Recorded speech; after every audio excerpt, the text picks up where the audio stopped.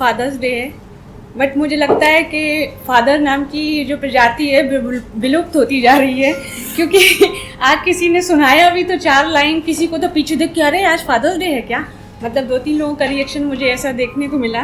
कारण क्या है कि फादर की जगह एटीएम कार्ड और पेटीएम ने ले ली है। पापा आए ना आए, पैसा डाल दे बस काफ़ी है, क्योंकि पार्टी तो दोस्तों से पापाओं से थोड़ी ना रहती है। और बचपन से बच्चा मतलब पैदा होता है और स्कूल तक फादर लोग बहुत मेहनत करते हैं, अच्छे महंगे स्कूलों में पढ़ाते हैं, महंगी कोचिंग दिलाते हैं, क्योंकि बच्चे को तो नीट और आईआईटी निकालना होता है। और मुंबई के बच्चे इसके अलावा में फिर कुछ नहीं जानते, जो ये नहीं कर पाते वो सीधे विदेश जाते हैं। तो जो 4 घंटे फादर दिखते भी हैं वो दिखना बंद हो जाते हैं, क्योंकि करोड़ों की व्यवस्था करनी होती है।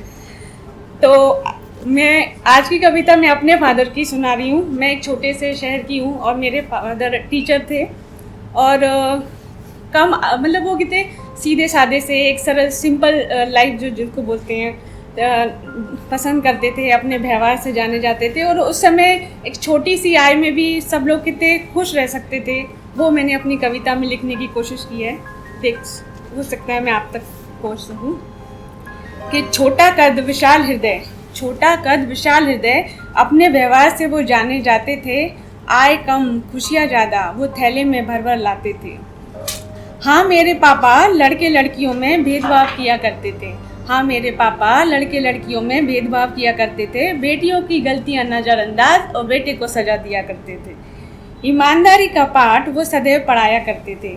ईमानदारी का पाठ वो सदैव पढ़ाया करते थे। पापा के स्कूल में हम लोगों का सेंटर आ जाए तो पापा 10 दिन की छुट्टी ले लिया करते थे।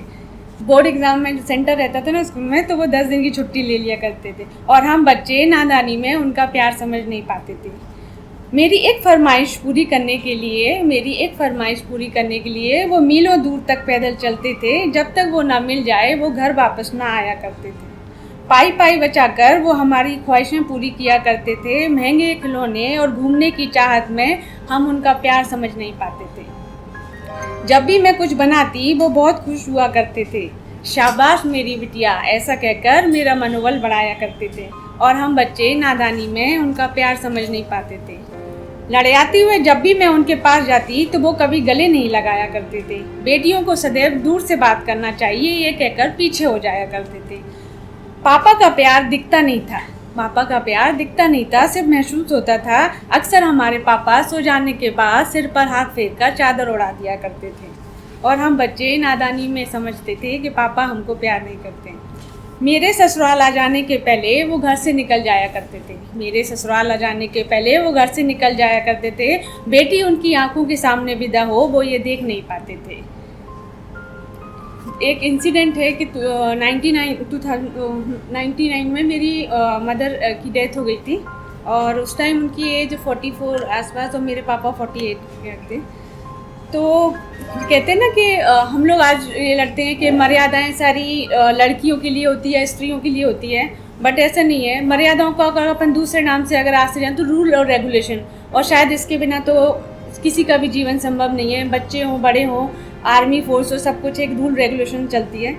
तो मेरी मदर जब एक्सपायर हुई थी तब लगभग शाम के 6 बज रहे थे, और सूर्यास्त हो जाने के बाद वो डेड बॉडी बर्न नहीं करते, तो वो फ्यूनरल प्रोसेस हो भी नहीं पाया था।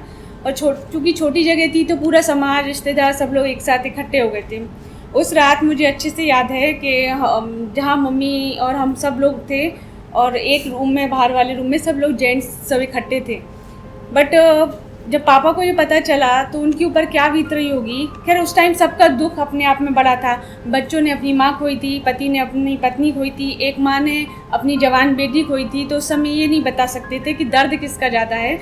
और पापा एकदम शांत भाव से, मतलब बाहर पूरे रिश्तेदारों के बीच बैठे रहे, अंदर हम लोग माँ के साथ ऐसे ही रोते रहे, लेकिन पापा अंदर नहीं आए। नेक्स्ट डे मेरी चाची ने मेरी मम्मी को दुल्हन की तरह सजाया, और हम लोगों को बोला जाओ पापा को बुला लाओ, मम्मी से मिल लेंगे। पापा आए और पापा देख के चले गए, लेकिन उस टाइम पे हम उनकी मजबूरी नहीं समझ पाए। आज मैं समझ सकती हूँ कि अगर किसी हस्बैंड की वाइफ ऐसे पड़ी तो उसका मन कितना दुख रहा होगा, कितना मतलब उसको दर्द हो रहा होगा। ऐसा लगता है ना जैसे अपन लिपट के रो लें, चीख लें, अपनी बात बोल लें, लेकिन उन्होंने ऐसा कुछ भी नहीं किया। और वो कहते हैं ना, चूँकि वहाँ समाज, रिश्तेदार सब लोग खड़े थे और वो हमसे भी नहीं मिल पाए थे ठीक से, तो इस चीज़ को भी मैंने कुछ पंक्तियों में लिखा है, वो मैं सुनाती हूँ कि मर्यादा की मान में मेरे पापा ने मेरी माँ को गले न लगाया था। मर्यादा की मान में मेरे पापा ने मेरी माँ को गले न लगाया था। जब वो फवक रहे थे तब वहाँ पूरा समाज खड़ा हुआ था। कुछ सवाल थे जो उनके अंदर उथल पुथल मचा रहे थे। कुछ सवाल थे उनके अंदर जो उथल पुथल मचा रहे थे। चुपचाप खड़े थे वो कोने में, अश्रुधारा बहा रहे थे। 3 दिन तक न हमने उनको देखा, न वो बच्चों से मिलने आए थे। चौथे दिन मौसी ने हम बच्चों को छत पर पापा से मिलवाया था। देखकर हमें उनके हृदय के सारे बांध टूट गए थे। थोड़ी थोड़ी देर में मुझसे मिलने आ जाया करो, ऐसा कहकर वो अपनी तड़प दिखा रहे थे। एक बाप को फूट फूट कर रोते मैंने पहली बार देखा था, और उस दिन शायद पापा ने मुझे पहली बार गले लगाया था। तो ये आजकल के पापा क्या है ना कि बच्चों को समय नहीं दे पाते हैं, मेहनत तो बहुत करते हैं लेकिन साथ में खाना बांट कर नहीं खिला पाते हैं, अपने संघर्षों की कहानियाँ नहीं बता पाते हैं।